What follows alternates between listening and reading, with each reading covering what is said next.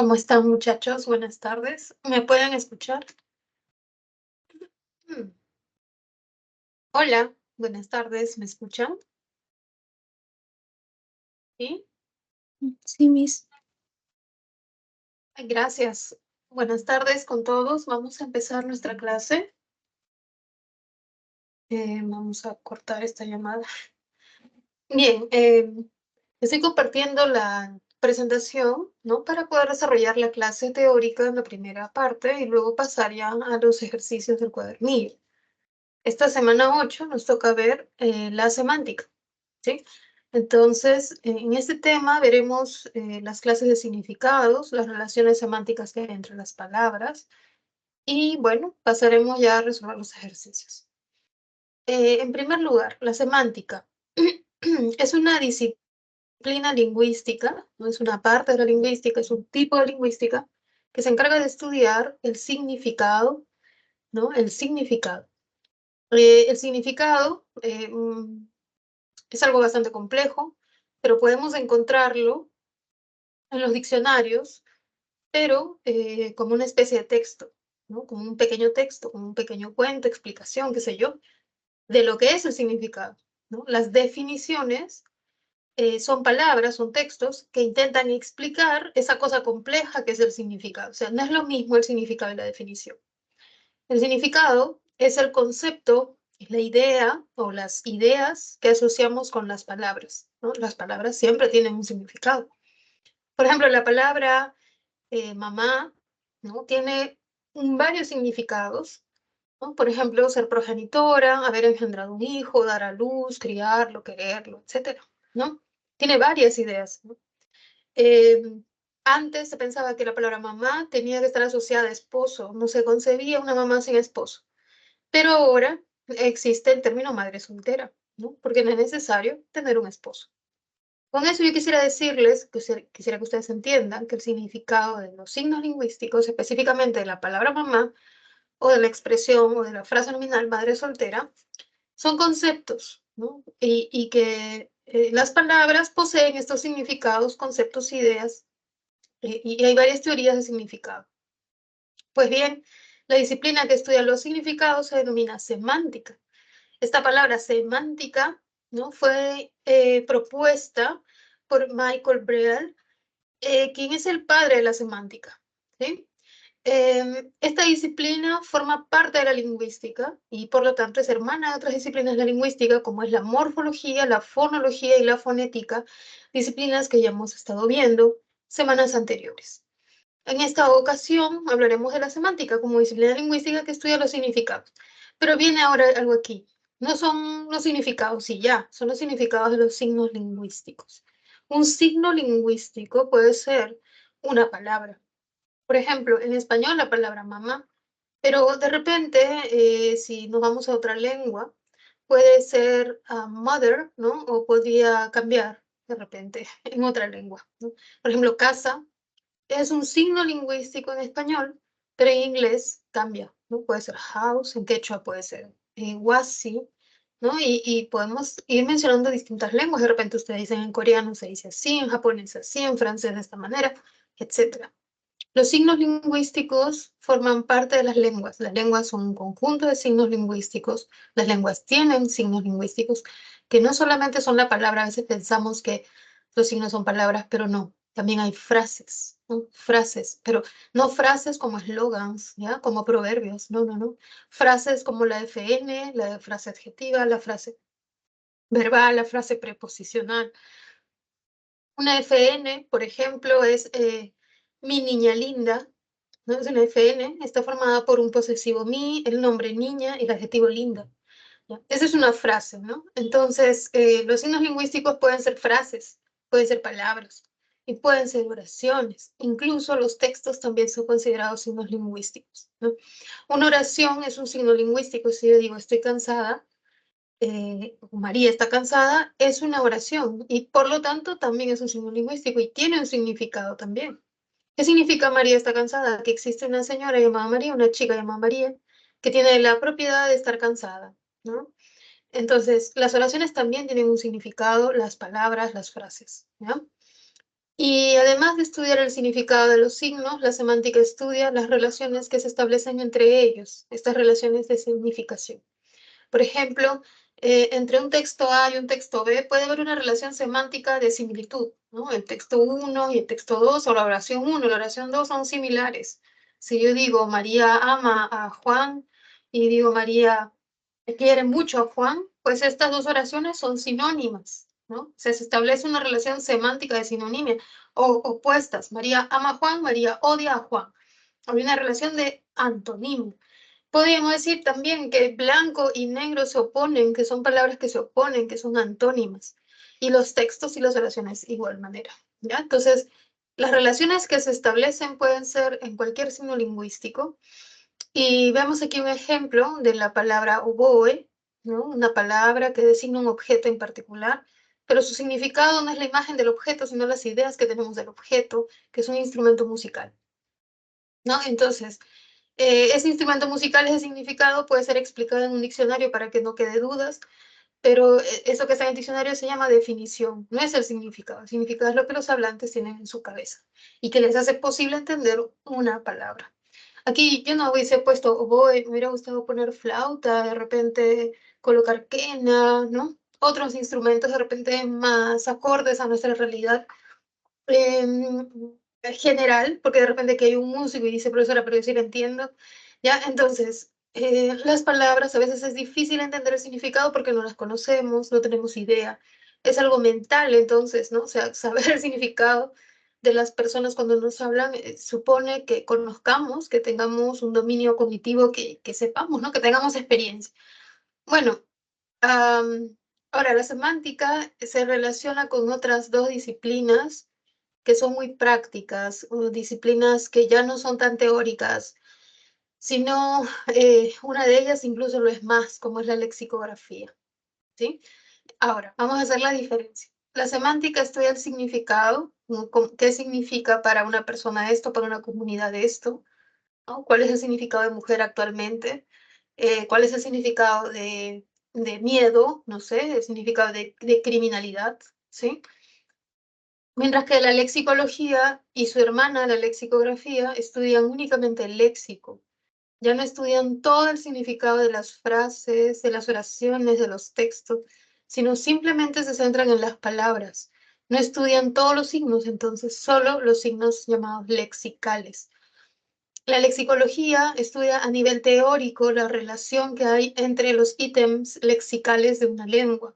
Por ejemplo, un muy interesante estudio lexicológico que yo hice allá por el año, ya ni me acuerdo, 2006, 2007, cuando estaba en la universidad, fue el léxico agrícola, ¿no? Entonces, yo quería saber cómo las palabras que se utilizan en la agricultura tienen un tipo de significado y cómo yo las podría ordenar, cómo era la estructura y cómo funcionaba ese repertorio léxico que conocían los agricultores y todos los que intervenían en el proceso de cultivo. Entonces, realicé un estudio de ese tipo, ¿no? Un léxico agrícola específicamente, trabajé la fresa, el cultivo de la fresa. Entonces, me iba a campo para escuchar las palabras, hacía entrevistas y cada palabra nueva que escuchaba pedía que me la expliquen.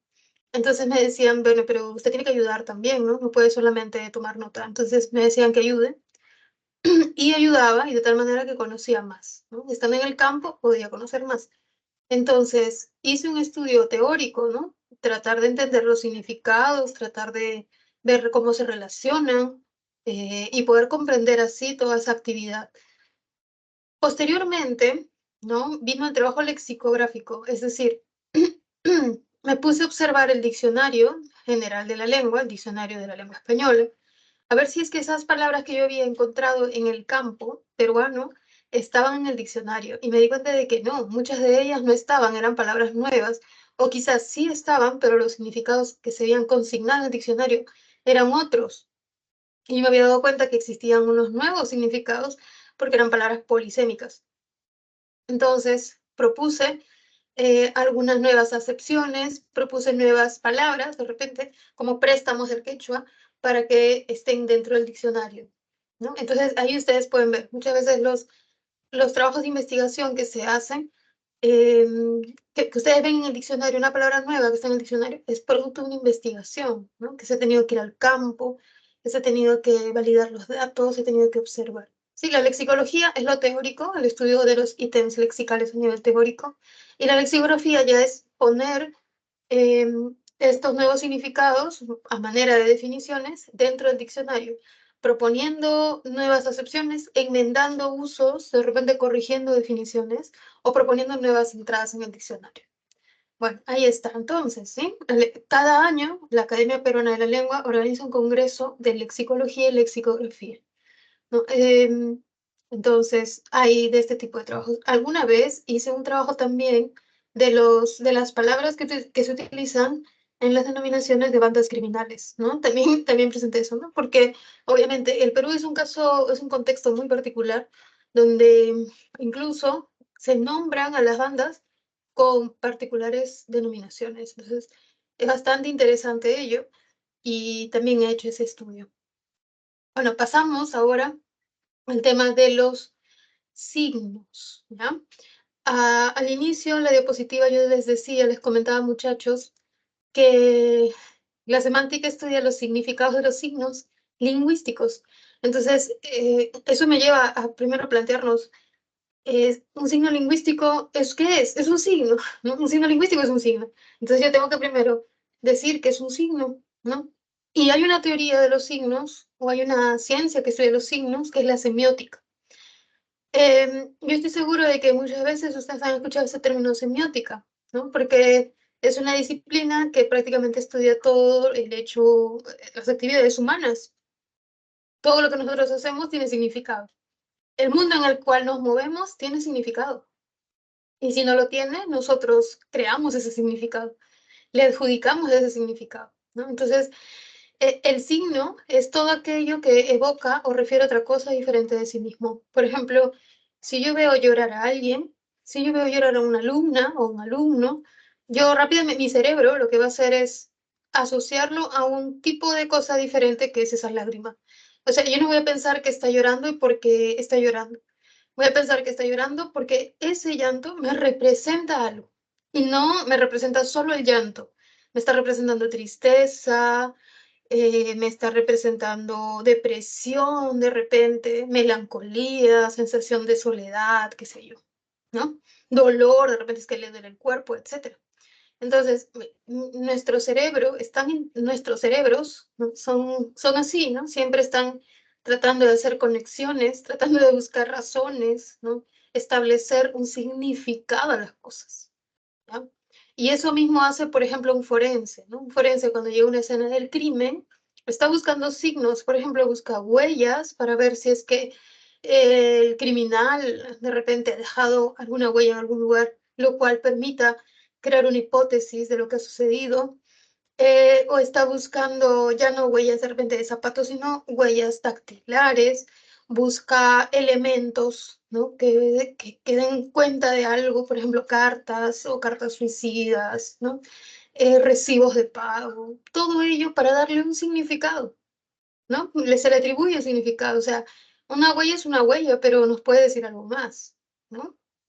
Una voz temblorosa es una voz temblorosa, pero nos puede decir algo más.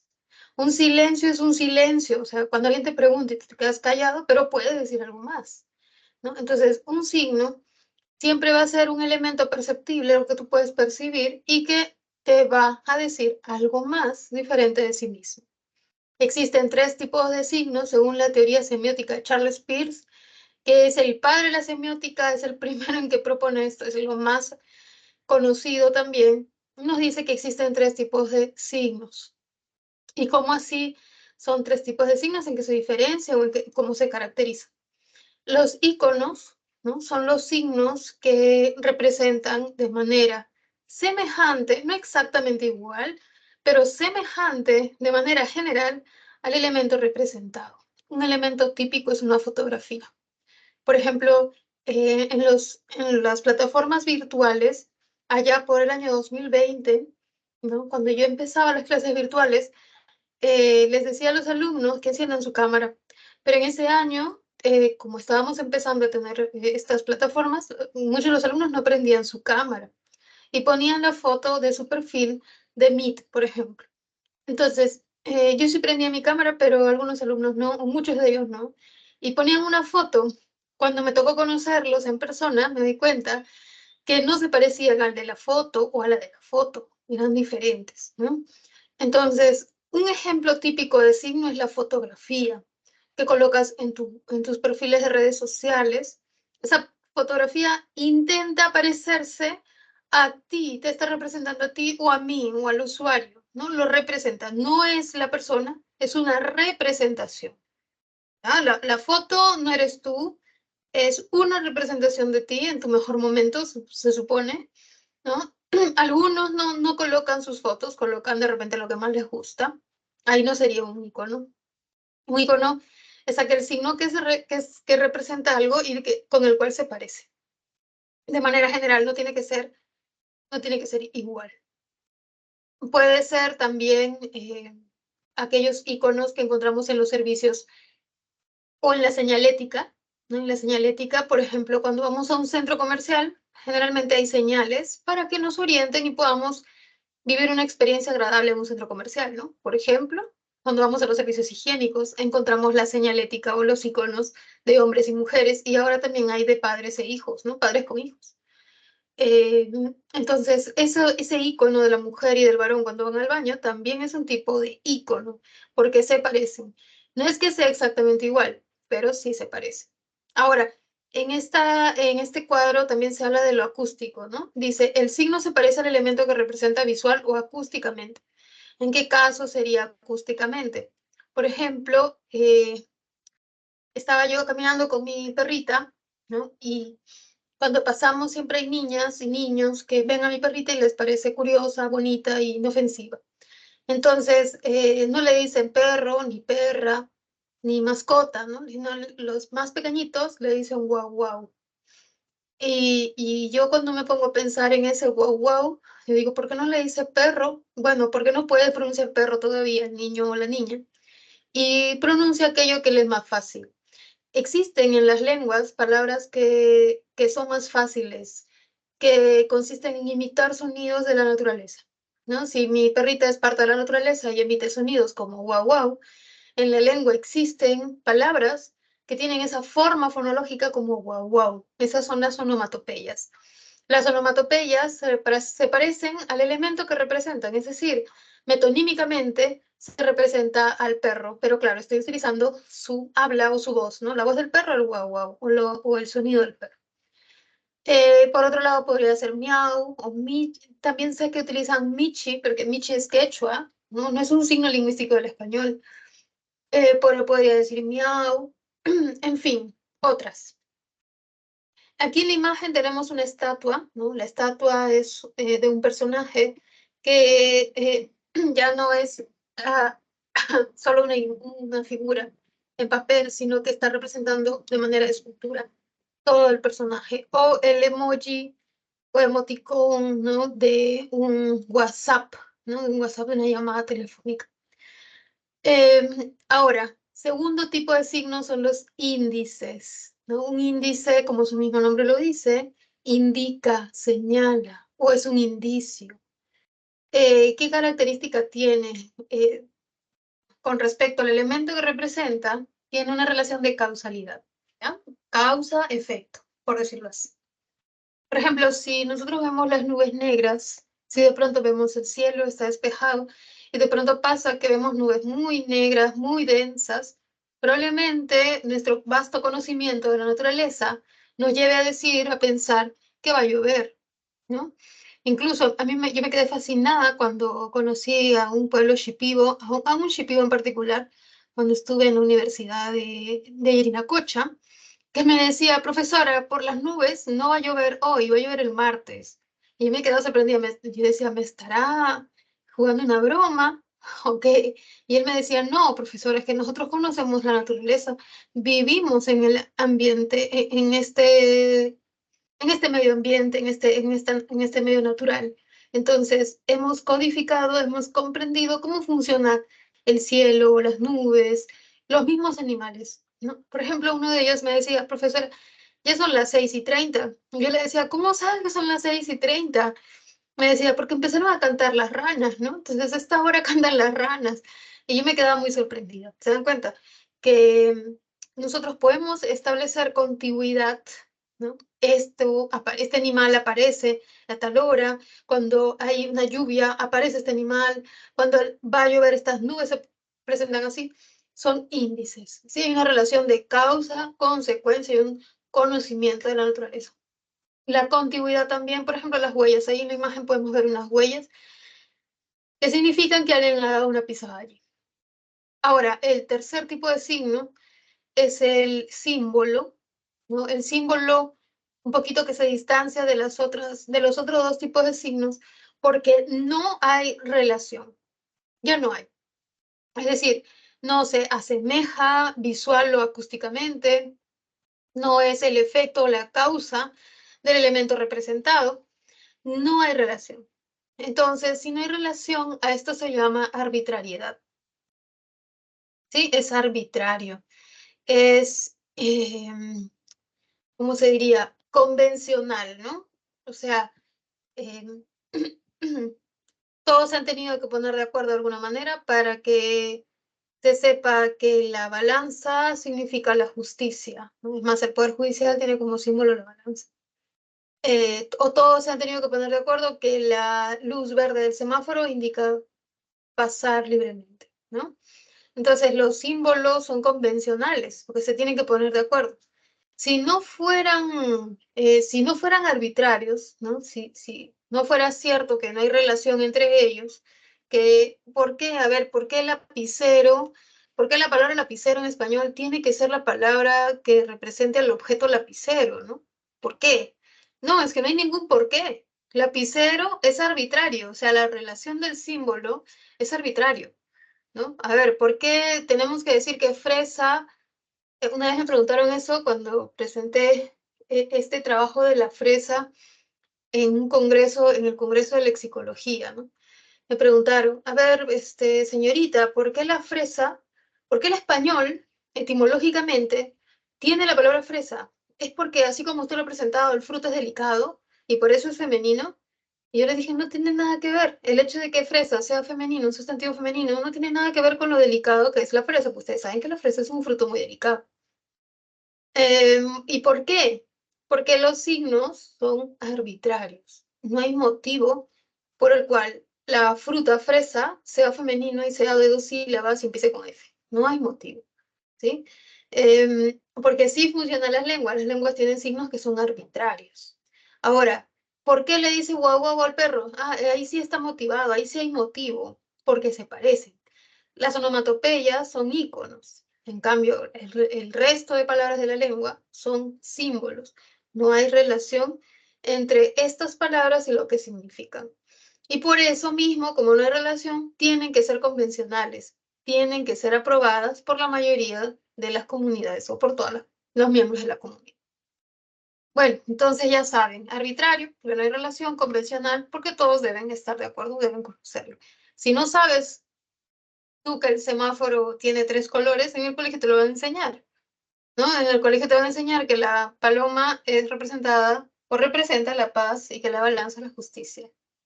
Te van a enseñar en tu colegio o en la vida, ¿no? Que cuando se muere alguien hay que usar ropa negra y no ropa roja. Pero en otras culturas, lo convencional, lo que se enseña es que sea de color blanco, de color amarillo, etc. ¿No? Entonces, arbitrario porque varía, porque no hay relación, convencional porque depende de la cultura. Bueno, ya que mencioné de manera general la teoría de signos, vamos a pasar a un tipo de signo que es el signo lingüístico. ¿Sí? Recuerden ustedes, hay que recordar, la ciencia que estudia los signos en general se llama semiótica. Semiótica, ¿sí? De los tres signos que hemos propuesto, tenemos aquellos que se parecen, que son iconos, aquellos que se relacionan contiguamente, que son los índices, y aquellos que no guardan relación, que son arbitrarios y convencionales, son los símbolos. Pasemos a los signos lingüísticos. Los signos lingüísticos son aquellas unidades de las lenguas que poseen un carácter biplánico. ¿Por qué biplánico? Porque tiene dos planos, ya tiene dos planos, tiene dos dimensiones.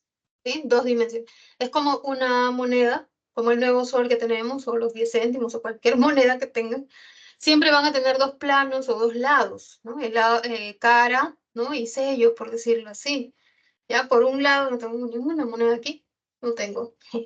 Pero incluso los mismos billetes tienen 2 lados. Lo mismo pasa con el signo lingüístico. El signo lingüístico tiene 2 planos o 2 lados o 2 dimensiones. Uno de las partes. ¿Qué es el significante? Corresponde al plano de la expresión, cuando tú hablas, ¿no? Por ejemplo, si yo tengo acá la palabra tinaja, tinaja es el plano del significante, es el conjunto de sonidos, de sílabas que conforman el signo lingüístico. Puede ser que no sea tinaja, podemos decir tinaja verde, ahí está. También un signo lingüístico, no se olviden, es una frase nominal, tinaja verde. O puede ser una frase adverbial, muy lejos. Puede ser una frase determinante. Los tres, ¿no? Cuando decimos los 3 chicos. En fin, ¿ya? Un significante es el conjunto de letras, conjunto de sonidos que conforman el signo lingüístico. Puede ser la palabra, la frase o la oración. Cuando yo hablo aquí en el Meet, yo estoy profiriendo una serie de sonidos. Esos sonidos que yo estoy diciendo y que ustedes le van dando forma de palabra, es el significante, ¿sí? Es el significante, el conjunto de sonidos o de letras y nos vamos al plano de la escritura. Mientras que el otro plano del signo lingüístico es el significado. El significado corresponde al contenido. Por ejemplo, tinaja, ¿qué significa? Ahí está la definición del diccionario. Vasija grande, de barro cocido, a veces vidriado, mucho más ancha por el medio que por el fondo y por la boca, y que encajada en un pie o aro empotrada en el suelo sirve para guardar agua, aceite, otro. Y bien larga esa definición, pues definición. Ahora, los hablantes, todos los hablantes, incluida yo, ¿tenemos en nuestro supercerebro todas las definiciones exactamente como está en el diccionario? No. ¿Ya? Nosotros tenemos idea de lo que es una tinaja, a ver, sin haber leído eso. Es un recipiente, ya está. Donde echo agua, punto. De repente vino, no sé, un trago, ¿ya? No creo que podamos echar sopa allí, ¿no? No creo. Quizás vino, agua, ¿no? Ya, eso me imagino yo. La semántica estudia los significados que están almacenados en la mente de los hablantes, que hablan la lengua naturalmente, cotidianamente. Otra disciplina es la lexicografía, que nos dice de qué manera es la mejor, ¿no?, redactar una definición. ¿Sí? Son 2 disciplinas distintas. Bueno, entonces, la palabra tinaja, su significante es el conjunto de letras o sonidos, si estamos en la oralidad o en la escritura, de esa palabra. Y su significado es la idea que tenemos, recipiente, para vino o agua, no sé. ¿Ya? Y la definición, lo que está en el diccionario. ¿Quién hace el diccionario? ¿Qué disciplina se encarga? La lexicografía. Ah, y es apoyada por la lexicología, obviamente, es la parte teórica. Ahora, el signo lingüístico es simbólico. ¿Por qué esta parte de simbólico? Porque hay que retomar, hay que hilar con lo que se mencionó antes, que existen 3 tipos de signos y el signo lingüístico es básicamente simbólico, aunque también hay signos icónicos como son onomatopeyas, ¿no? Es convencional y arbitrario porque esas son las 2 características de los símbolos. Presenta doble articulación. Entonces, acá la articulación es un poquito complicado a veces, ¿no? Yo no sé si ustedes sabe lo que es una articulación, ¿no? Pero yo siempre pienso en el cuerpo, ¿no? En el cuerpo nosotros tenemos articulaciones. Por ejemplo, los codos, las rodillas, ¿no? Son articulaciones porque nos permiten doblar, ¿no? Hacer ejercicio, qué sé yo, hacer bonitos movimientos, ¿no?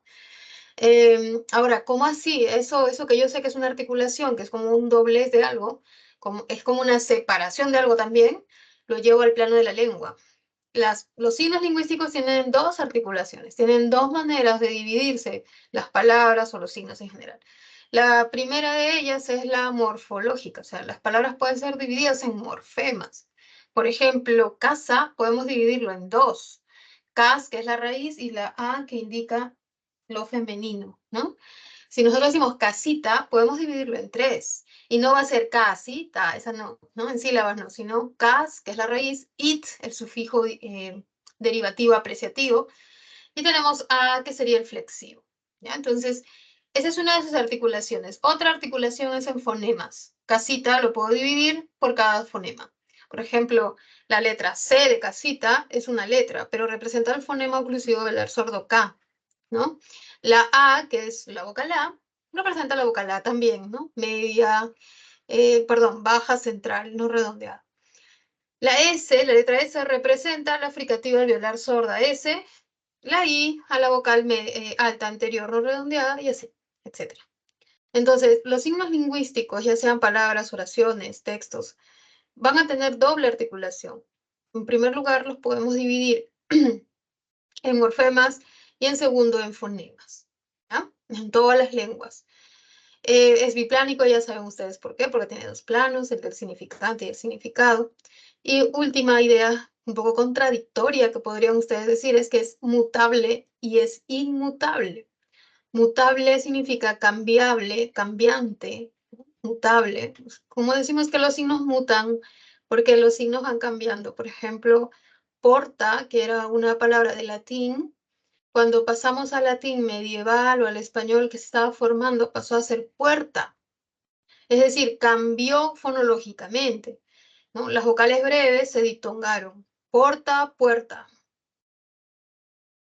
Pero no solamente eso, sino que fueron cambiando de significado también, ¿no? Por ejemplo, la palabra madre, con la que yo empezaba la clase, ha cambiado de significado, porque ahora ya no es la madre solamente madre la que se casa con el esposo, porque puedo ser madre sin casarme con el esposo. También ha cambiado la idea de que la madre sea la que engendra al hijo, porque ahora tenemos, por ejemplo, madres subrogadas, madres de vientre de alquiler, eh, tenemos la fecundación in vitro, ¿no? Y, en fin, existen muchas madres, ¿no? Por eso decimos que es mutable, porque va cambiando, conforme va cambiando también nuestra realidad, va cambiando también el significado. Van creándose nuevos significados las palabras y se van haciendo más polisémicas o se van creando nuevas palabras también.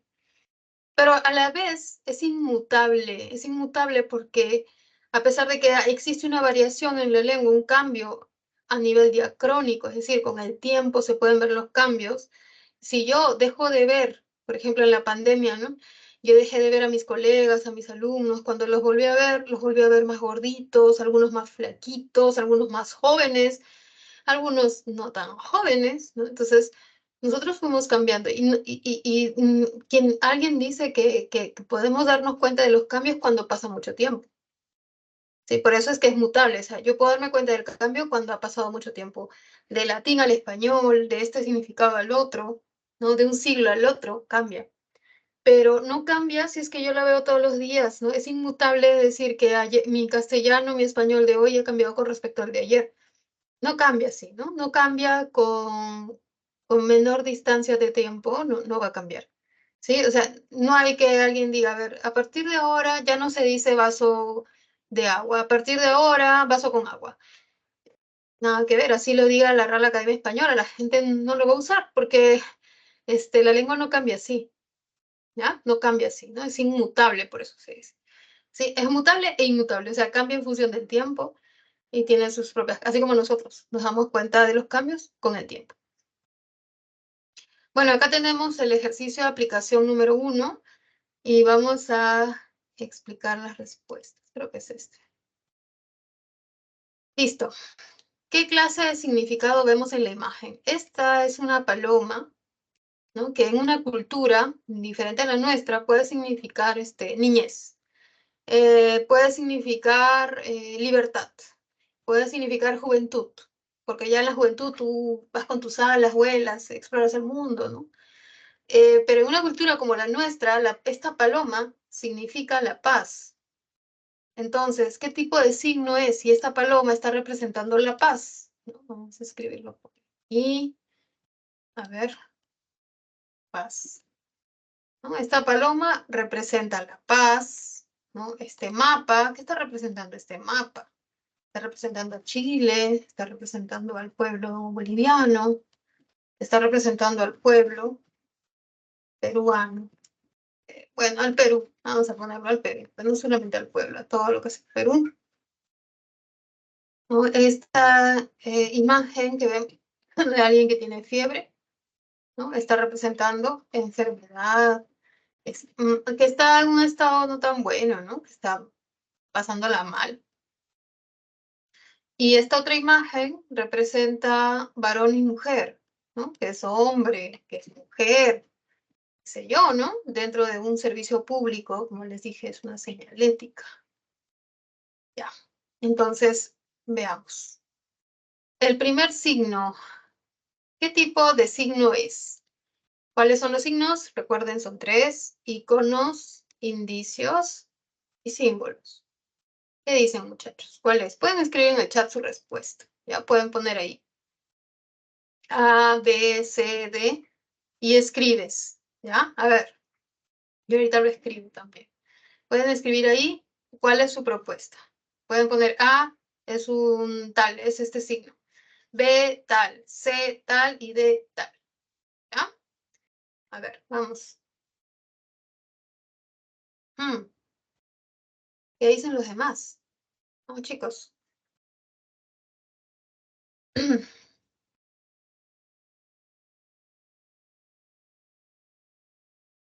La B, la C, la D. Pueden escribir ahí en el chat.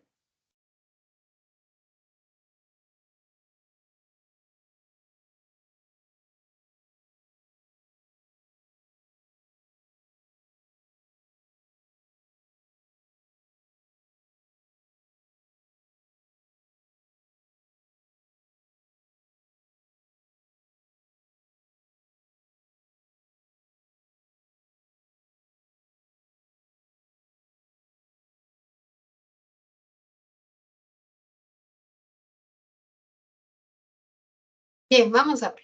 ¿Ya? Que la paz sea representado por una paloma, ¿sí? Y no por un perro, no sé, por un gato, ¿ya? Que no sea representado por un mono, ¿ya? Es algo simbólico porque no existe relación, es algo convencional y arbitrario. En otra cultura podría ser otra, ¿sí? Es idiosincrático, no hay una relación, no es que la paloma se parezca a la paz, o que sea contigua, ¿no? Cuando viene la paloma siempre hay paz, no. Es un símbolo, no existe esa relación. El mapa del Perú, ¿no? Este diseño, ¿no? Esta representación del espacio, del territorio peruano, se parece al territorio peruano. Así es, ¿no? Que yo tenga fiebre, que tenga calentura, que tenga los ojos caídos, no sé, las mejillas más rosadas, ¿no? Es un símbolo de una enfermedad, perdón, no es un símbolo, es un índice de una enfermedad. ¿Por qué? Porque es la causa, ¿no? O la consecuencia de la enfermedad. Luego tenemos los gráficos que son iconos, se parecen a los hombres y a las mujeres. Me falta ponerle tilde, está diciendo icono. La siguiente, vamos a ver si es verdadero o falso, a partir del signo lingüístico. La palabra clave es signo lingüístico. El signo se caracteriza por tener doble articulación, verdadero. ¿Cuáles son las dos articulaciones? Recuerden ustedes, muchachos, que son la morfológica y la fonológica. No está presente en todas las lenguas, falso. Todas las lenguas, incluyendo las lenguas de señas, tienen signos, todas, ¿ya? Que son unidades de la lengua, ¿no? Son parte del código de estas lenguas. Warmi y Miski. Warmi mujer y Miski dulce.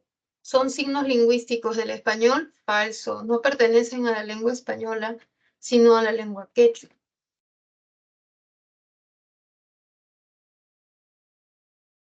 Y tenemos la siguiente. Presenta dos planos, el del contenido, ¿no? Y el de la forma, o también llamada de la expresión, verdadero. Listo. ¿Sí? Ahí están los ejercicios.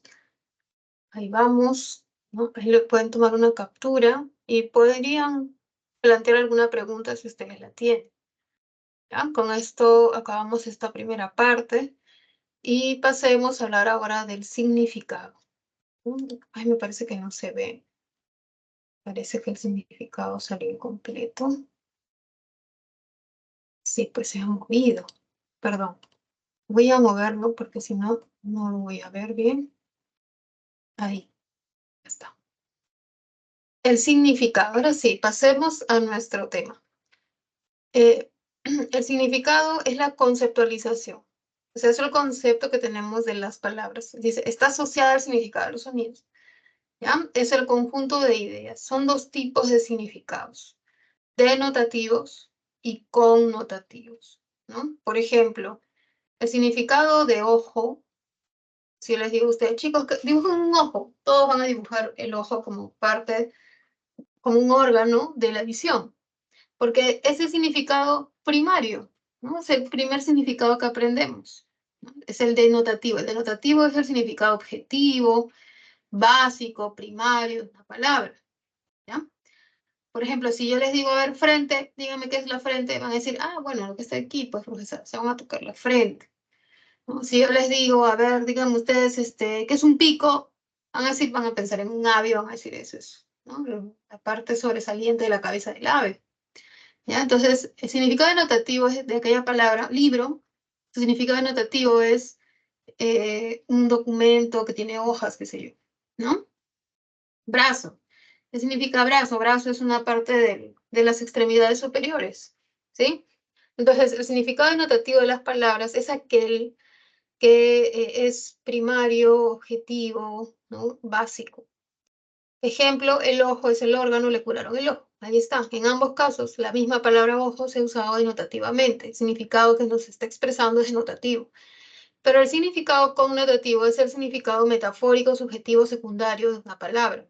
Ya no es el denotativo, es el que tiene un uso figurado. Por ejemplo, Ernesto está sin pegar el ojo. No es que él quiere pegar el ojo con goma, con cemento, ¿no? Y que lo va a pegar. No, ese pegar el ojo es que no duerme, ¿ya? Miguel puso el ojo en Rosa, no es que él puso su ojo en ella, ¿no? Le dijo, a ver, voy a sacarme el ojo y te lo pongo a ti y tú llévalo. No, no, no, no es así. Es un significado connotativo, es metafórico, es figurado, ¿sí? Puso el ojo, es que se enamoró de ella, ¿no? Cuatro ojos ven mejor que uno, y ese cuatro ojos significa que si por persona hay dos ojos, significa dos personas, ¿sí? Ven mejor que dos. Ese dos se refiere a los dos ojos, se refiere a una persona. Entonces, estamos ante muchos procesos metonímicos o metafóricos donde esta palabra ojo se usa de manera diferente a como se la usa denotativamente. Ahora, yo les pregunto, a ver, piensen ustedes en la palabra corazón, ¿no? Corazón, ¿qué significa denotativamente? Bueno, ustedes dirán, profesora, corazón denotativamente es parte del cuerpo, ¿no? Que late, y nos mantiene con vida, ¿no? Pero también podría tener significados connotativos, ¿sí? Por ejemplo, decimos, vas a preparar, vas a sancochar la alcachofa y vas a utilizar el corazón para hacer un jugo, qué sé yo. El corazón de la alcachofa es un significado connotativo, ¿no? Pero no es un significado primario. O por ejemplo, ¿no? ¿Dónde estás, Pepito? Estoy en el corazón de la ciudad. Estoy en el corazón de Lima. Ah, ya, entonces está en la parte central. Debe estar en el cercado, ¿no? O, ¿por qué no? Podría decir, Pepito me abrió su corazón, ¿no? ¿Qué significa? Que me mostró sus sentimientos, ¿no? Se mostró tal cual es, me mostró su corazón, me abrió el corazón. Y no es que me abrió el corazón a mí y me lo sacó, me lo operó, no, ¿no? Ese es otro significado. Entonces yo quiero que ustedes se den cuenta que a veces, las palabras tienen un significado denotativo, pero en muchas otras ocasiones podemos usar esas palabras cambiando ese significado denotativo por uno connotativo, uno figurado, ¿ya? Y acá tiene mucho que ver el tema del contexto y de la situación. Chicos, yo he visto que muchas veces estas dos palabras se toman como sinónimas. ¿Qué significa sinónimas? Que pueden, que muchos pensamos que significan lo mismo. Pero hay que tener cuidado porque en esta clase no va a ser lo mismo. ¿A qué es el contexto? Es lingüístico. El contexto es lingüístico. ¿Qué es la situación? No lingüística. Por ejemplo, si yo digo que la palabra hoja puede tener varios significados. Por ejemplo, la hoja del árbol. la hoja de mi cuaderno, la hoja de afeitar. Estamos ante tres tipos de hojas, pero que resulte una palabra polisémica porque siempre va a tratarse de una lámina delgada y que puede ser de una planta, de un libro o puede ser de una máquina para afeitar, pero siempre va a ser lámina delgada. Entonces, esa palabra hoja puede tener varios significados. ¿Cómo hacemos nosotros los hablantes? ¿Cómo hacemos? Es la gran pregunta de siempre. ¿Cómo nos podemos comunicar tú y yo, dos personas, cómo se comunican si las palabras son polisémicas? Si las palabras tienen más de un significado, ¿no? ¿Cómo sabemos a qué significado se está refiriendo? Entonces, nosotros sabemos los significados a pesar de que hay polisemia porque hay contexto, porque hay otras palabras que nos ayudan a entender el significado, ¿no? Por ejemplo, este, Pepito, toma goma para que pegues la hoja, para que pegues la hoja de tu libro. Ahí está. Entonces yo sé que ahí hoja se refiere al libro porque está la misma palabra libro, ¿no? O si yo digo, Pepito, ya tienes que cambiar de hoja, eh, la tienes hace más de un mes y te afeitas todos los días. Entonces ahí se sabe, por el contexto está la palabra afeitar, que se refiere a una hoja de una máquina de afeitar. A pesar de que las palabras son polisémicas, el contexto lingüístico, las palabras con las que coaparece, nos ayudan a entender el significado y comunicarnos efectivamente, eficazmente, entendernos. Pero hace un rato dije, por ejemplo, toma la goma para que pegues la hoja.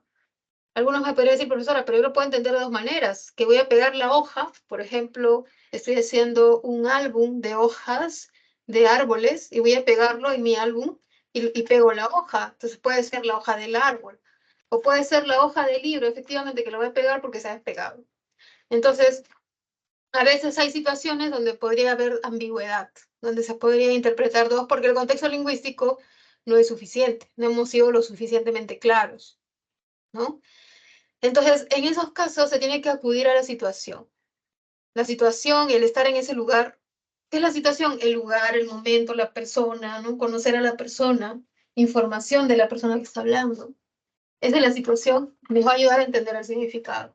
Si yo digo, toma la goma para que pegues la hoja, si yo estoy allí, yo voy a saber qué hoja es, ¿no? Si es una hoja de árbol o si es una hoja de libro, ¿sí? Entonces, vamos a ver el ejemplo, ¿no? Cogí una hoja del árbol. Por el contexto, se puede definir el significado de la palabra hoja como parte de la planta, por el contexto lingüístico, por las palabras, porque dice árbol. Situación, Ana no quiere a Inés porque es muy envidiosa. La pregunta es, ¿quién es envidiosa, Ana o Inés? Yo necesito estar allí, tener información de Ana, tener información de Inés para saber quién es la envidiosa. Porque se puede interpretar de dos maneras. Ana, porque es envidiosa, no quiere a Inés. O Ana no quiere a Inés porque ella, Inés, es envidiosa. Se puede entender de dos maneras. Entonces, ¿yo qué necesito? Estar en la situación, conocer a Inés y conocer a Ana. Me parece que hay un comentario, alguien está con el micrófono encendido, verifiquen. Y la otra oración es, estaré de vacaciones solo 10 días. Ese solo puede referirse a que yo estaré solo, o ese solo puede referirse a la cantidad de días y que le estoy enfatizando en que son pocas. Para saber, pues no es suficiente el contexto lingüístico, necesito estar en la situación, conocer a la persona que está hablando para saber a qué se refiere. El contexto no es suficiente, ya que la oración se interpreta de dos maneras. Estaré solo o estaré durante 10 días. Entonces, ahí está el tema de la situación. Ahora viene el ejercicio número 2. En la primera parte debemos indicar el tipo de significado y en la segunda, ¿qué factor influye en la determinación del significado? ¿Cómo podemos hallar el significado? ¿Basta con el contexto lingüístico o se debe recurrir a la situación? Les voy a dar un par de minutos y luego voy a explicar la respuesta. Y de paso me traigo un vasito de agua.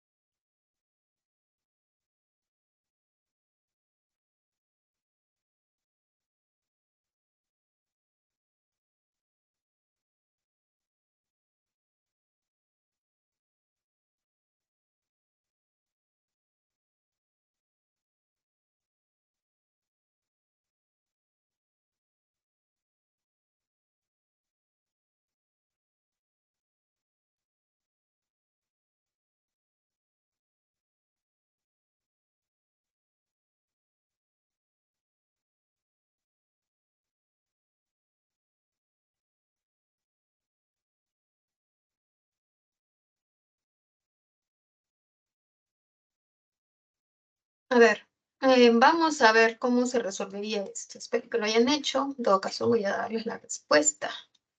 Voy a ayudarlos.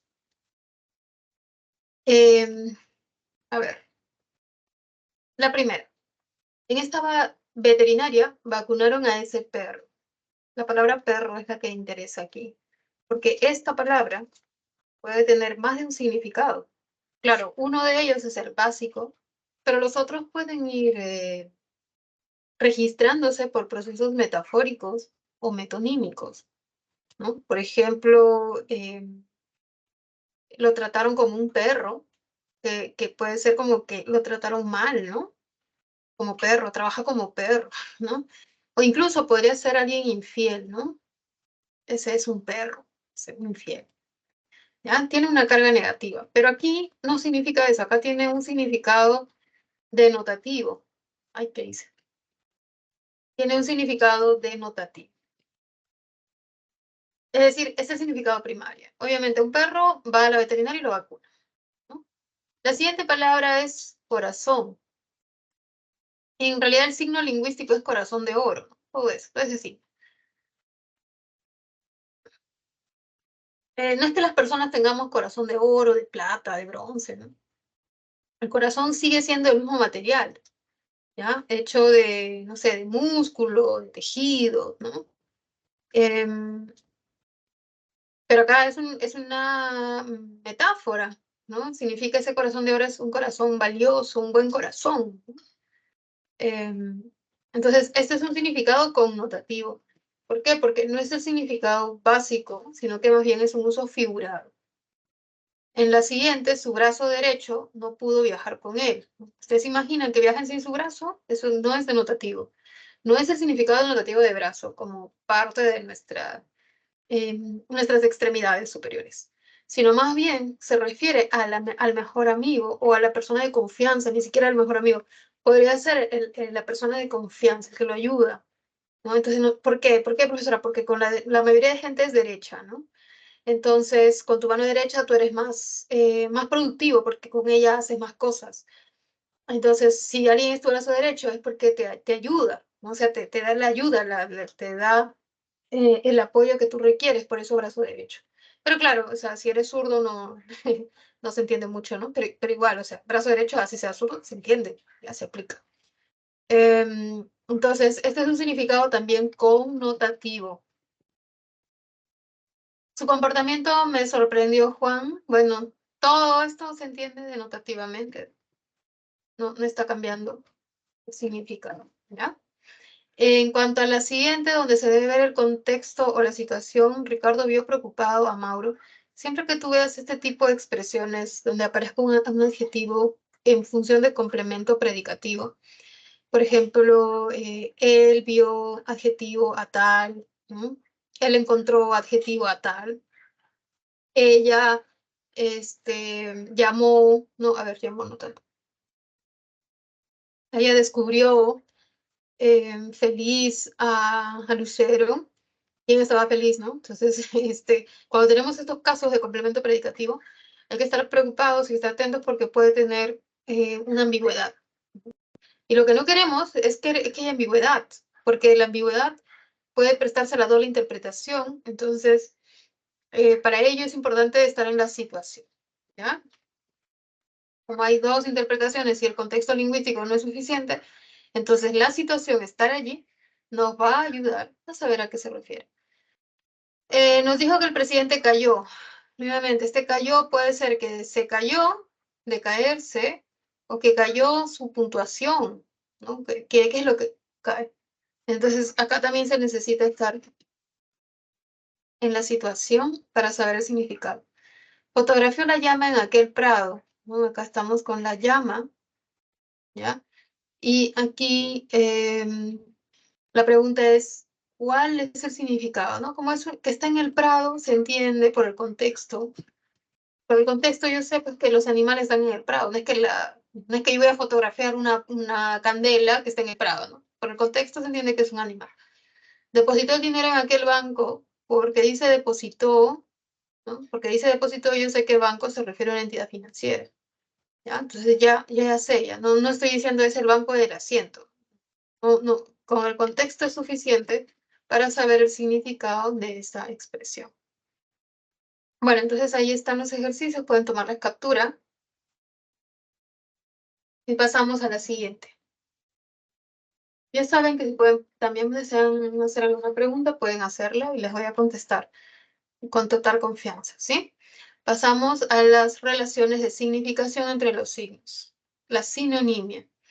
Es la relación de semejanza entre los signos lingüísticos. Puede ser a nivel léxico, a nivel de frase nominal, a nivel de oración. Por ejemplo, a nivel de oración. Juan ama a María, María es amada por Juan.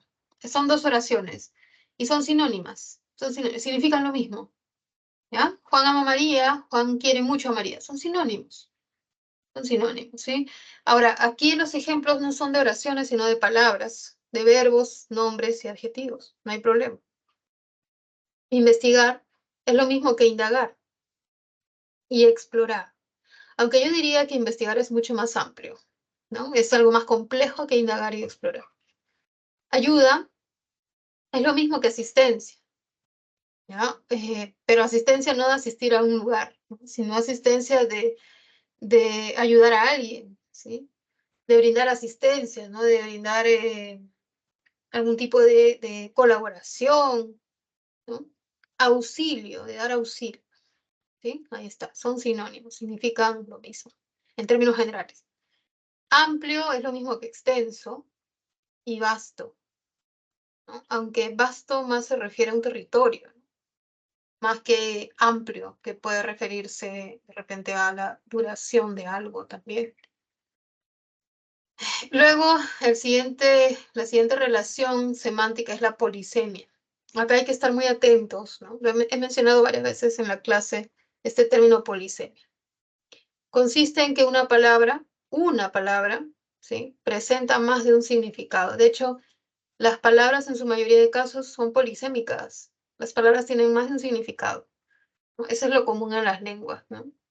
¿Ya? Entonces, aunque no lo creas, las palabras pueden tener varios significados.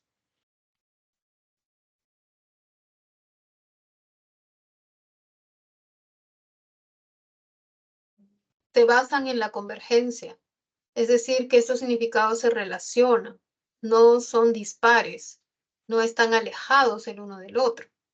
Por ejemplo, yo los invito a ver la imagen de la sierra o de las dos sierras, ¿no? La sierra como herramienta para cortar madera, piedra u otros objetos duros, y la sierra como parte de la cordillera. ¿Tendrán algo en común? ¿Existirá algo en común? ¿Por qué la palabra sierra primero significaba instrumento? ¿O por qué significaba cordillera? ¿Por qué pasó a significar este otro significado? ¿Están muy alejados o guardan relación? Podemos ver que la forma, ¿no?, puntiaguda que tienen nos ayuda a entender por qué sierra pasó de instrumento a ser el conjunto de picos de montañas, ¿ya? O también al revés, ¿no? De repente que su primer significado etimológico fue parte de una cordillera y luego instrumento. ¿Cómo sabemos cuál fue el primero? Podríamos buscar un diccionario histórico donde sepamos cuál es el que se usaba primero, ¿no? Pero bueno, eso no lo vamos a ver en esta clase, ya sería ir demasiado lejos, ¿sí? Pero lo que yo quiero que ustedes entiendan es que las palabras, cuando tienen más de un significado, es decir, son polisémicas, un requisito es que los significados tengan algún tipo de relación, que se parezcan en su forma, en algún tipo de significado. Si no es en su forma, de repente en la función que cumplen, etc. Vemos en el caso de pico también es la forma, ¿no? Pico, por ejemplo, alude a la parte sobresaliente o saliente de la cabeza de las aves, ¿sí? Como vemos en la imagen. Pero también existe un pico que puede ser herramienta con dos puntas aguzadas enhastada a un mango de madera que sirve para desbastar la piedra. Y ahí vemos, ¿no? Si hay algo en común, sí, la forma nuevamente, que es la forma puntiaguda, ¿ya? Entonces, las palabras polisémicas tienen algo en común. Otra palabra polisémica puede ser columna, ¿no? Columna tiene dos significados, básicamente. Significado corporal, parte del cuerpo, ¿no? Yo tengo que cuidar mi columna porque ya empiezo a volver a cierta hora. Y la columna de la edificación de tu casa. De hecho, cuando hay un temblor nos dicen, póngase por favor cerca de las columnas. Entonces, la palabra columna es polisémica, tiene dos significados. ¿Cómo sabemos? ¿Cuál es la prueba? Que ambas se relacionan. La columna del cuerpo humano es vertical y sirve de sostén para todos los órganos que están en la parte central, ¿no?, de nuestro cuerpo. Y las columnas de las casas y edificios también sirven de sostén y son verticales. ¿Ya? Por eso es que es polisémica la palabra columna. Lo mismo pasa con la palabra raíz, ¿no? La raíz, nosotros podemos pensar en la parte de las plantas que tienen raíces, luego tienen un tronco, tienen ramas, tienen frutos, ¿no? Y la raíz es la parte principal, la que origina, ¿no?, a la planta. Pero también podemos ver, por ejemplo, la raíz de un problema, la raíz de una palabra, ¿no?, la raíz del cabello, ¿sí? Entonces, siempre la palabra raíz va a ser la parte oculta, la parte original, ¿no? Van a tener eso en común. Y, por ejemplo, planta. La palabra planta también es polisémica. Por ejemplo, planta, como vegetal, es un ser vivo que vive pegado al suelo, ¿no? Está pegado al suelo, la plantita está pegada al suelo, ¿no? Y la planta del pie es la parte de nuestro cuerpo humano que va pegada al suelo. Entonces, la palabra planta también es polisémica. Y así, ¿no? Así tenemos algunas más, de repente me estoy olvidando de alguna. Son varias, son muchísimas. Mano, por ejemplo, mano es polisémica, que significa parte de la extremidad, que tiene 5 dedos, y mano de plátano significa 5 plátanos. La mano, además, yo creo que es una de las partes de nuestro cuerpo que más nos sirve para hacer cosas, ¿no? Por ejemplo, si tú vas a ser un pintor, pues necesitas tus manos. Si vas a ser cocinero, necesitas tus manos. Si vas a ir a clases y vas a tomar apuntes, necesitas las manos. Entonces, las manos son instrumentos para hacer cosas. Por eso, la palabra mano, además de significar 5 plátanos, significa ayuda. Dame la mano, ¿no? Es ayuda, o sea, que vengas a hacer algo. Bueno, esto es con respecto a la polisemia. Vamos a ver otro tipo de relación semántica que se denomina homonimia. Yo no sé si ustedes alguna vez han visto casos de homonimia a nivel judicial. Yo estaba buscando el otro día acerca de la homonimia porque, bueno, conocí a alguien que le habían dicho que que le estaban acusando de un delito, ¿no? Y esa persona dijo, pero ¿cómo? Si yo no he hecho nada, ¿no? Qué raro. Y le había llegado a casa una notificación judicial para que declare. Entonces, esa persona me dice eso, y yo le digo, pero ¿por qué? Hay un caso de homonimia, ¿qué ha pasado? ¿No? Cuando vamos a ver el expediente, efectivamente, la persona a la que estaban citando era un homónimo, o sea, tenía su mismo nombre y su mismo apellido. Pero entonces había que ver el caso.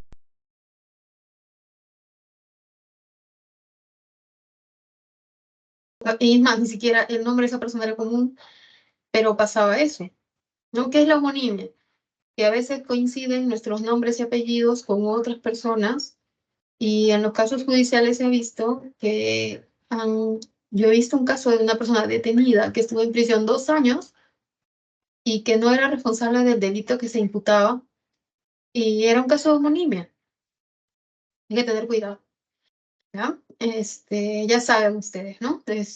La homonimia consiste en tener el mismo nombre y se puede acreditar con varios peritajes, como por ejemplo el antropológico, ¿no?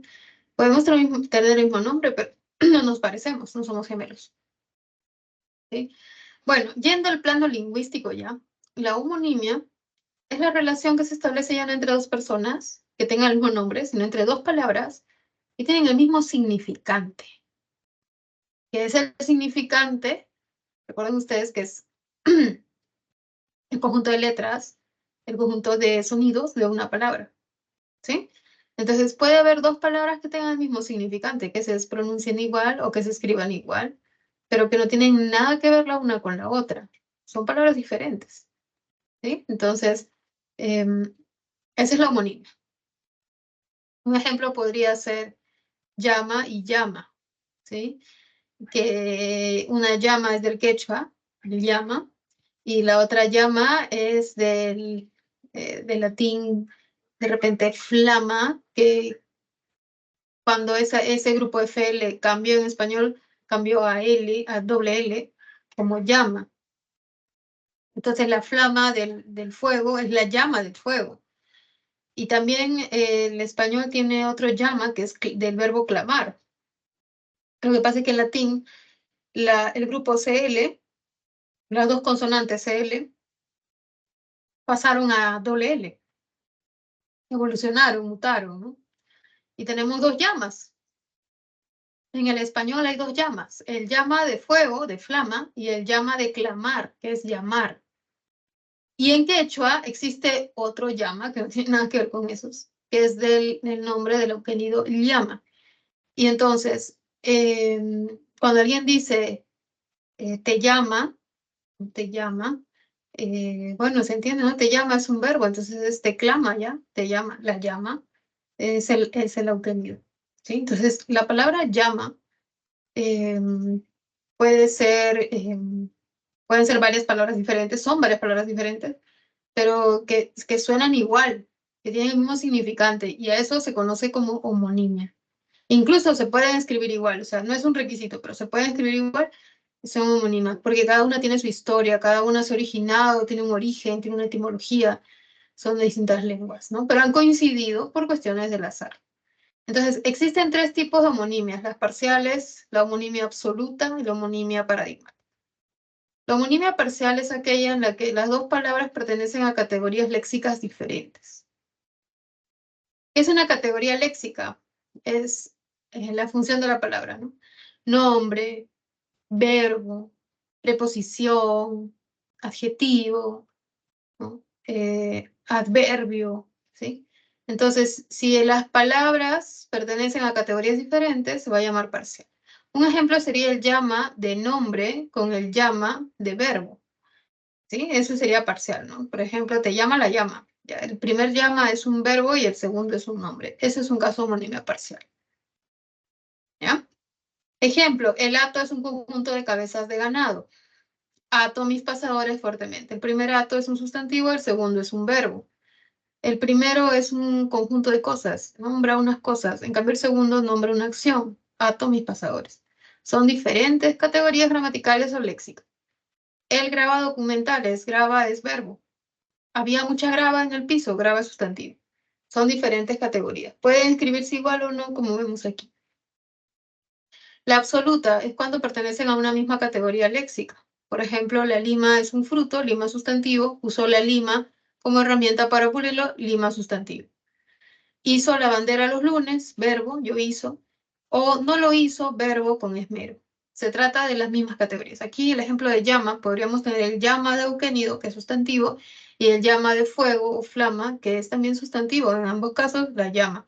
Por ejemplo, la llama que estaba en Machu Picchu, en la ciudadela, se acercó a la llama de la fogata de los turistas. No sé, puedo pensar así.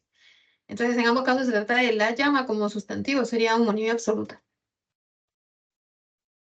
La homonimia paradigmática es aquella en la que se usa un verbo, que es el mismo verbo, pero lo que varía son las personas. Por ejemplo, yo comía, él comía. Es el mismo comía. Es diferente a yo comía, tú comías. Ahí varió, hay una S.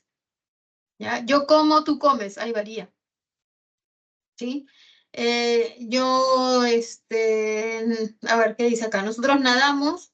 Ayer nosotros nadamos siempre, ¿no? Uno es pasado, el otro es presente eterno, un presente como, claro, eterno, largo, no sé cómo lo llaman. Yo quería un helado, Elsa quería, o Lisa quería un pastel, ¿sí? Es el mismo quería, pero cambia la persona. Entonces, ahí están los tres tipos de homonimia, pueden tomarle una captura a esa parte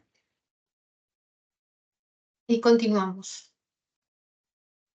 Acá tenemos el siguiente ejercicio de aplicación donde debemos marcar la alternativa correcta, ¿sí? Vamos a ver, 1 y 2. Dice, a ver, sí. En los enunciados, Jimena dejó su auto en aquella avenida, pero la grúa se llevó su vehículo ¿Por qué está preguntando esto? Todavía no se ha visto. Bueno, auto y vehículo, y luego tenemos pico y pico. Trajo el pico con su pico. Vamos a ver qué tipo de homonimia es. No es un caso de homonimia. Vamos a ver de qué tipo. Les dejo un minuto y luego sigo explicando, ¿sí? Un minutito.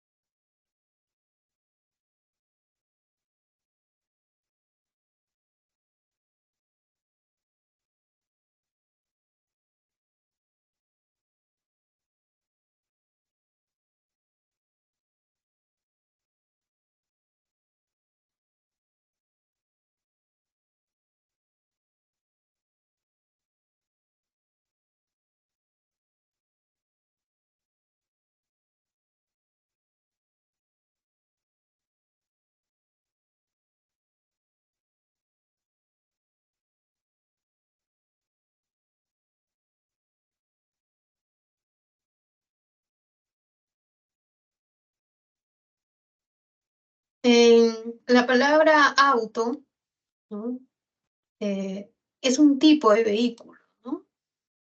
Por ejemplo, si yo les digo, chicos, yo tengo mi vehículo, ustedes dirán, a ver, ¿qué vehículo tendrá la profesora? ¿Tendrá un camión, una camioneta, tendrá una bicicleta, una bicicleta con motor, motobici, creo que se le llama, un mototaxi, ¿no? Un scooter, todos ellos son vehículos, ¿no? Que sirven para transportarte. Pero el auto es un tipo de vehículo que se diferencia de los otros.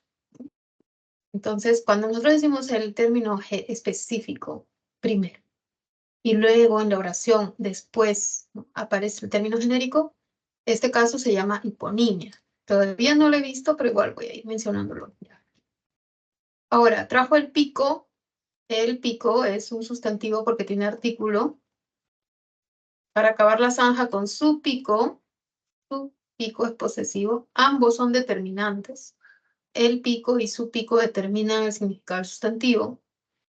Por lo tanto, son sustantivos ambos, es homonimia absoluta.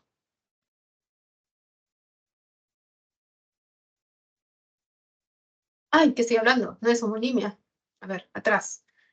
Como ya lo habíamos visto, ¿no? El pico y el primer pico se parecen, ¿no? Se trata de una polisemia porque sus significados guardan relación. Sería homonimia si no guardan relación. Pero justamente hasta el ejemplo lo di. Pico es un elemento puntiagudo y el otro pico también, ¿no? Entonces es polisemia. Profesora, ¿cómo yo sé cuándo es homonimia y cuándo polisemia? Polisemia porque los significados guardan relación. Acá la relación es la forma. Si no hubiese una relación como esa, sería homonimia absoluta. ¿Sí? Pero acá hay relación. Vamos a pasar a la siguiente. Antonimia. Consiste en la oposición de significados, ¿no? O sea, ¿qué es la oposición? Si yo digo que somos polos opuestos, que dos personas son polos opuestos, Por ejemplo, yo y mi hermano, no sé, mayor, somos polos opuestos. A mí me gusta la comida, eh, a ver, ¿qué comida me gusta? La comida dietética y a él le gusta la grasa. Si les digo, a mí me gusta escuchar baladas y a él le gusta la cumbia. A mí me gusta ir al campo y a él le gusta la playa. No sé, somos opuestos, nos oponemos. ¿Qué significa la oposición? Que se diferencian, se niegan, uno niega al otro, ¿ya?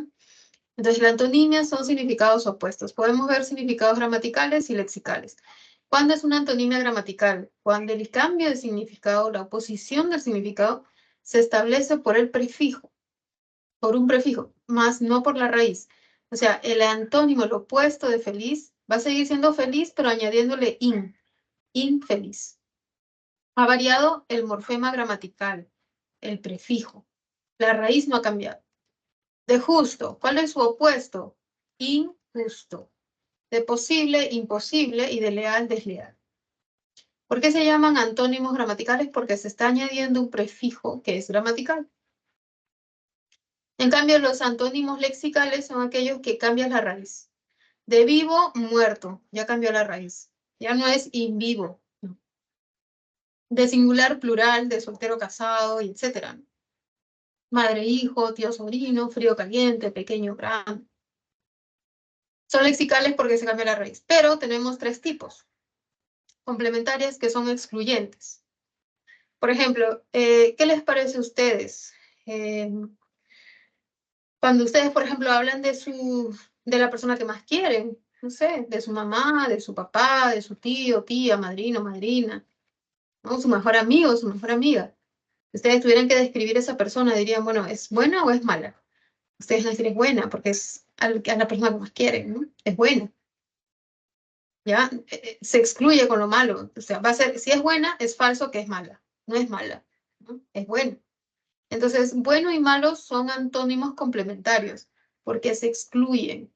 Cuando yo digo que mi mamá es buena o que mi mamá es mala, quiere decir que no es buena, si es que digo que mi mamá es mala, o que no es mala si digo, si afirmo que es buena. Se excluye. Lo mismo pasa con soltero casado. Yo digo que Pepito es soltero, eso excluye a que sea casado. Y al revés, si Pepito es casado, excluye que sea soltero. Se excluyen estos términos, ¿ya? O sea, implica que si Juan está vivo, implica que no está muerto. Y si está muerto, implica que no está vivo. Se excluye. La propia o gradual. Aquí no se excluyen, sino más bien se habla de grados. Por eso se dice propia o gradual. Se trata de temperaturas, por ejemplo, frío o caliente. A mí no me gusta ni frío ni caliente, me gusta tibio, ¿no? Ahí está un punto intermedio. Pequeño o grande, ya también es gradual, porque puede haber puntos intermedios, ¿no? Tallas intermedias, ¿no? Infancia, vejez también, porque hay dentro de las fases o de los ciclos, va a haber puntos intermedios también, ¿ya? Entonces, la lexical propia es para fases o etapas, para temperaturas y para tamaños, ¿sí? Para tamaños. Incluso para los colores, porque los colores tienen gradaciones, ¿ya? Entonces, alguna vez vino en la pre un examen amarillo y blanco, ¿no? Decían, ¿cuál es el antónimo de amarillo, de blanco? Y la respuesta era amarillo. Y era un tipo de antonimia gradual, porque los colores son escalas, son, les dicen esto, claro, son escalas de colores, grados de colores, por lo que se llama. Y luego tenemos la recíproca. La recíproca es que un significado incluye al otro. Por ejemplo, si yo digo, ya soy tía, alguien va a decir, ah, bueno, si ya eres tía es porque tienes sobrinos, ¿no? Tienes sobrinos. O si digo, voy a ser madre, es porque voy a tener un hijo. No significa que voy a ser madre porque tengo un padre, ¿no? O sea, yo tengo un padre, pero no soy madre. O sea, madre no es antónimo de padre, ¿ya? Madre es antónimo de hijo. ¿Por qué? Porque en la misma definición de madre está el hijo. Vendedor, antónimo de comprador, hablante, antónimo de oyente, tío, antónimo de sobrino, madre, antónimo de hijo. Esa es la reciprocidad, ¿sí? Que uno implica al otro. Sigamos. Hiperonimia, hiponimia y cohiponimia. La hiperonimia es el término más general, ¿no? Por ejemplo, mamífero, por ejemplo, flor, Son términos hiperónimos. Asiento también es un hiperónimo. ¿Ya? ¿Qué significa? Que hay palabras que en su definición van a incluir a este hiperónimo. Por ejemplo, ¿qué es un perro? Es un mamífero. ¿Qué es un elefante? Es un mamífero. ¿Qué es un tigre? Es un mamífero. ¿Sí? Todos ellos están incluyendo en su definición a este hiperónimo. Ahora, estos términos se llaman hipónimos, ¿no? Por ejemplo, si yo digo, mi perro es muy lindo, este mamífero me engríe mucho a mí. Ya, cuando primero menciono al perro, que es el específico, y luego al general, que es el mamífero, la relación es hiponimia. Si yo digo, me gusta mi perro y mi gato, los llevo a jugar al parque, cuando digo los dos que son específicos, es cohiponimia. Y cuando primero digo el genérico y luego los específicos, es hiperonimia. Por ejemplo, en mi casa hay 4 mamíferos, ¿no? 2 perros y 2 gatos. Primero he mencionado el genérico y se trata de hiperonimia. La palabra flores también es un hiperónimo, ¿no? Por ejemplo, me encantan las flores. En esta oportunidad me compré gladiolos, ¿no? Como primero dije flores y después gladiolos, es un hiperonimia. Si hubiera sido al revés, las margaritas son mis favoritas de todas las flores. Margaritas aparece primero y luego flores. Es un caso de hiponimia. O sea, va a depender de qué elemento esté primero. Si primero aparece el término general, es un hiperonimia. Si primero aparece el específico y luego el general, es hiponimia. Si aparecen dos específicos, se llamaría cohiponimia. Bueno, vamos a ver el último, que es la holonimia y meronimia. Holo significa todo. No sé si ustedes sabían eso, pero holo es todo y meronimia es parte. Por ejemplo, planta es un todo y tiene raíz, tallo, flor, que son los merónimos. En una casa podemos ver el todo y las partes, ¿no? Casa, partes, por ejemplo, la pared, el techo, ¿no? No sé, hasta por ambientes, ¿no? El jardín, la sala, son las partes de la casa, serían los merónimos y la casa sería el holónimo. Bueno, tenemos el siguiente ejercicio de aplicación que paso a explicar de una vez para irnos al ejercicio, al cuadernillo. Entonces veamos, a ver, ¿dónde estás? Aquí. Ya. Hembra y macho. Hembra y macho se excluyen. O el cuyo es hembra o el cuyo es macho. Se excluyen. Antonimia complementaria. Generoso, amable, dadivoso son lo mismo. Tienen un significado similar. Entonces, esto se denomina sinonimia. El agua del mar estaba fría o caliente. Frío o caliente son antónimos. Como son temperaturas, se entiende que hay gradualidad. Es una antonimia gradual o propia. Perú está ubicado en Sudamérica, ¿no? Sudamérica es el todo, Perú es una parte. Entonces, esto es una meronimia. A esta puerta deben cambiar las bisagras. Acá yo prefiero dejarlo así, ¿ya? No hay una holonimia, la bisagra no forma parte de la puerta, ¿no? Y madre e hijo trabajaron en aquella empresa. Esto es una antonimia recíproca, como ya se vio hace un rato. Listo. Muchas gracias. Hemos terminado la parte explicativa y ahora sí pasamos al cuadernillo y voy a explicar algunas preguntas. Aquí la tengo acá. Un ratito. Por acá está. Voy a explicar 4 preguntas. Lo que estoy abriendo mi archivo. Y estamos. Y ahora voy a empezar a preguntar. Voy a compartir y empiezo a compartir las 4 preguntas. Está. Tenemos la pregunta 4 y 9 en primer lugar, luego la 10, ¿sí? Vamos a empezar con la 4 y 9. Léanlo, por favor, ¿sí? Dice, en la 4, nos piden el significado connotativo. Hay 4 oraciones. Les dijo que no tenía cabeza para eso, su discurso no tenía ni pies ni cabeza, programó nuevos protocolos de ingreso, esa operación corazón fue un éxito. ¿Cuáles son los significados connotativos aquí? Y en la 9, la homonimia es la relación de significación entre dos palabras que coinciden fonológicamente, pero sus significados no se relacionan. Nos dicen dónde hay un caso de homonimia. 1, Carlos tuvo la idea de llevar el tubo en su auto, tubo y tubo. Elías cortó la hoja con la hoja de afeitar. Ella cosía el pantalón mientras yo cosía la camisa y el campesino picó en mano, subió el pico más alto. Bueno, vamos entonces les doy un minuto y vamos a ver cuál es la respuesta, ¿sí? Un minutito.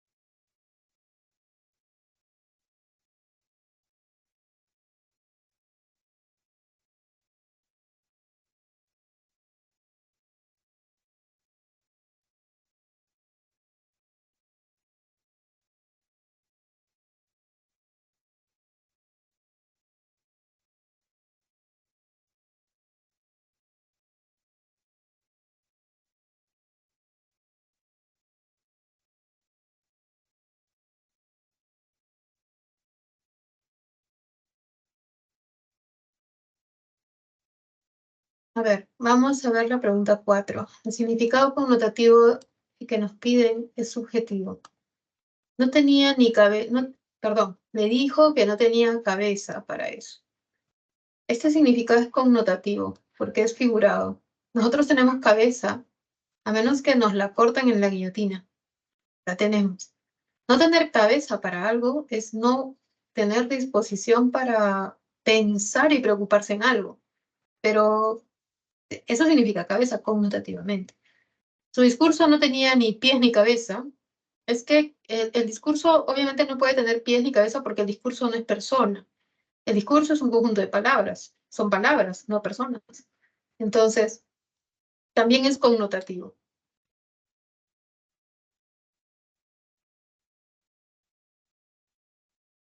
Programó nuevos protocolos, es denotativo, esa operación al corazón fue un éxito, se está refiriendo al corazón. 1 y 2 son los significados connotativos. La respuesta sería la B.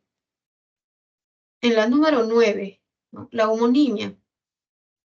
Carlos tuvo la idea, el tuvo de tener la idea es con B chica, con V, tener, tubo, de llevar el tubo como un objeto alargado, ¿no? Entonces, no tienen nada que ver tener con un tubo, o sea, no hay relación, no es polisemia, es un caso de homonimia. Ella cortó la hoja, perdón, Elías cortó la hoja del árbol, con la hoja de afeitar anoche, ¿no? Cortó la hoja de repente de un cuaderno, ¿no?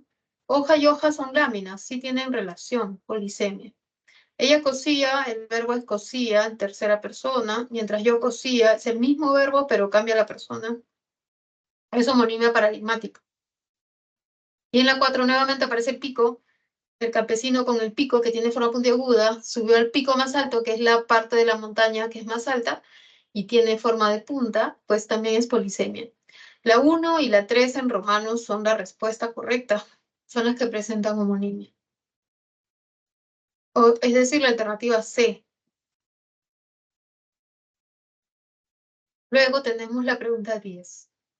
¿Sí? Dice, hay que hacer una relación de homonimia parcial, cohiponimia, homonimia absoluta y antonimia complementaria. ¿Con cuáles? Con las palabras que están subrayadas y que aparecen en los enunciados de 1 a 4 en romanos. 1. Víctor hojeó el panorama, se ha subrayado hojeó, y María hojeó el libro, se ha subrayado hojeó, pero ojo que acá está con diferente escritura, una con H y una sin H. Ambos son verbos, ¿no? Porque indican acciones. Víctor ojeó, María ojeó. Ambos son verbos. En la 2, dijo que ellas lo amaban, pero ellos lo odiaban. Están los verbos amaban y odiaban. ¿Qué relación hay entre ambos? ¿No? Ahí vamos a ver ese contraste, esa oposición que hay entre ambos. Alejandro vino y trajo el vino tinto temprano. Vino de Alejandro, Alejandro vino es venir, es el verbo. Trajo el vino tinto, vino es sustantivo.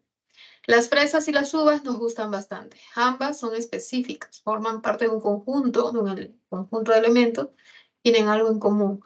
Entonces hay que ver qué relación hay entre ellas, ¿sí? Les doy también un minuto y luego vamos a ver la pregunta 12, donde debemos indicar la relación que hay entre las palabras, ¿sí?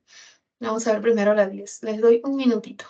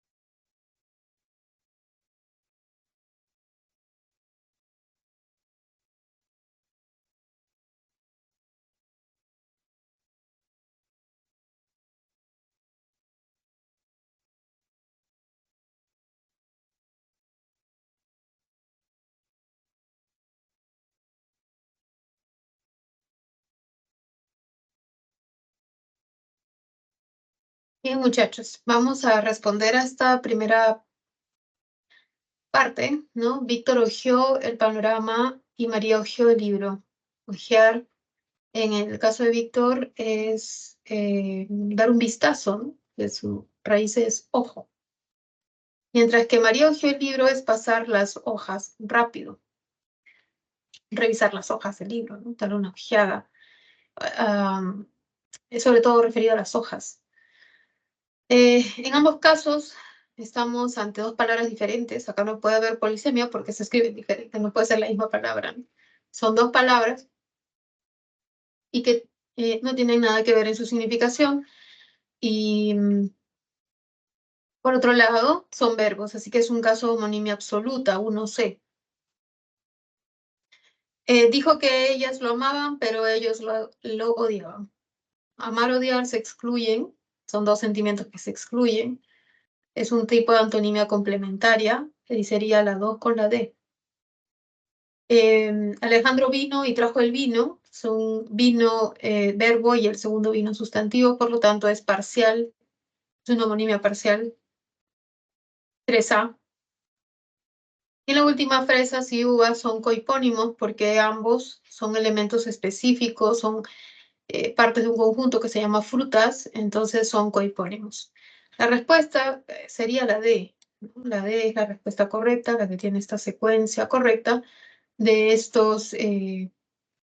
de estas relaciones semánticas. Vamos a ver la última pregunta, que es la 12. Tenemos, ella dormía 8 horas diarias, yo dormía solo 3 horas. El motor del auto de Luis se encontraba muy averiado. Con la mano derecha, Eda cogió una mano de plátanos. Guillermo, el bien y el mal son paradigmas universales y la lengua amerindia más hablada del Perú es el quechua. ¿Sí? Entonces vamos a escribir aquí al costado el tipo de relación semántica. En la primera, ella dormía 8 horas. No, dormía es un verbo que está en pasado de tercera persona, ella. Si yo digo yo dormí, ¿no? Ya va a cambiar, ¿no? Ya no es yo dormía, sino... bueno, también puede ser yo dormía, ¿no? Yo dormía. Si fuera tú, sería tú dormías. Ahí sí cambian, tú dormías. Pero ella dormía, yo dormía. Nosotros dormíamos, también varía, pero entre ella y yo va a ser exactamente igual. No va a cambiar. Entonces, este tipo de homonimia, yo lo hago minúsculas mejor, ¿no? Este tipo de homonimia se llama paradigmática. El motor del auto de Luis se encontraba muy averiado. ¿Ya? El motor del auto de Luis se encontraba muy averiado, ¿no? Vemos que el auto tiene sus piezas, ¿no? Y una de las piezas es el motor. El motor es una de las partes. Cuando primero aparece la parte y luego el todo, estamos ante la meronimia. ¿Ya? Primero aparece la parte y luego el todo, meronimia. Si fuera al revés, sería holonimia. Por ejemplo, el auto de Pancho lo llevaron a arreglar, a reparar, y su motor estaba en pésimo estado. Primero apareció auto, que es el todo, y luego apareció motor. Sería holonimia con H. Pero acá está primero la parte y luego el todo. Sigamos. Con la mano derecha, Eda cogió una mano de plátanos. Esto es polisemia, ¿no? ¿Por qué? Porque es una misma palabra que tiene significados diversos, pero que sí se relacionan. Mi mano tiene 5 dedos, la mano de plátano tiene 5 plátanos. Luego está el bien y el mal. El bien se entiende como lo positivo, lo bueno, ¿no? El mal como lo malo. Y se entiende que se excluyen, ¿no? Que no guardan relación. Uno excluye al otro. Entonces, este es un caso de antonimia, son opuestos. Y se llama antonimia complementaria cuando se excluyen. ¿Ya? Se excluye, no es recíproco, ¿no? Recíproco es cuando uno implica al otro. Madre implica hijo, madrina, ahijado. Vender implica comprar, ¿ya? Eso es recíproca. Excluyente cuando uno excluye al otro, no pueden ser a la vez, ¿ya? Y tenemos la siguiente. La lengua amerindia más hablada del Perú es el quechua. La lengua es el conjunto es el conjunto L, donde podemos encontrar diversas lenguas. Tenemos el quechua, el aymara, el japaru, el cauqui, el ayáninca, el ayénica, el chipío, colío, qué sé yo, ¿no? Podemos tener más lenguas amerindias habladas en el Perú. Entonces, la lengua es la parte genérica, la palabra genérica, y quechua es la palabra específica. Cuando primero tenemos la genérica, se llama hiperonimia. Hiperonimia. Si fuera al revés, si primero tuviésemos la específica y luego la genérica, sería hiponimia. ¿Ya? Bueno, ahí está. Hemos terminado, muchachos. Voy a dejar de compartir y les agradezco por su atención. No sé si hay preguntas, ¿no? Bueno, entonces nos estamos encontrando muy pronto. Les mando un abrazo muy fuerte, que pasen una bonita Navidad y que reciban de la mejor manera el año, ¿no? No sé cuándo nos encontramos, pero igual les mando un gran abrazo y que Dios los bendiga, muchachos. Ya nos vemos.